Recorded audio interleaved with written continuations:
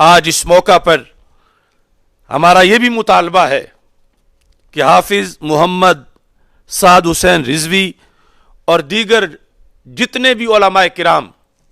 جیلوں میں ہیں، تھانوں میں ہیں، جو کارکنان گھروں سے اٹھا لیے گئے ہیں، سب کو فوری طور پر رہا کیا جائے۔ خود حکومت نے جو معاہدہ کیا تھا سفیر کو نکالنے کے لحاظ سے، بالآخر حکومت اس معاہدے پہ بھی پوری نہ اتری، اور پھر حافظ سعد حسین رضوی کی گرفتاری اور پھر اندھا دھند گرفتاریاں، اور اس کے بعد پھر کچھ تو خون کا بازار حکومت کی طرف سے گرم کیا گیا، اور آج لاہور کی سرزمین پر رحمت للعالمین صلی اللہ علیہ وسلم مسجد کے باہر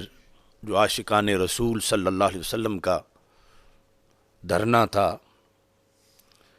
وہاں پر گولیوں کی بچھاڑ کی گئی، دھرتی کے سینے پر دھرتی کے سپوتوں کو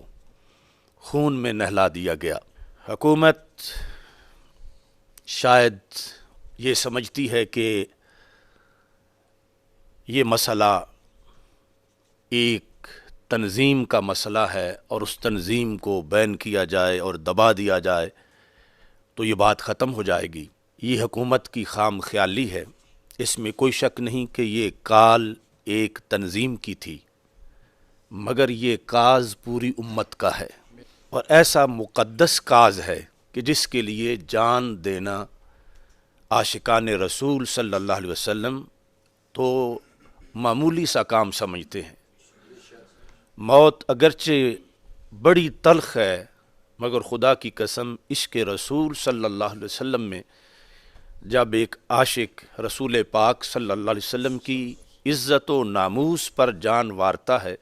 تو اس کے لیے موت بھی بڑی رس بھری اور چاشنی والی ہو جاتی ہے۔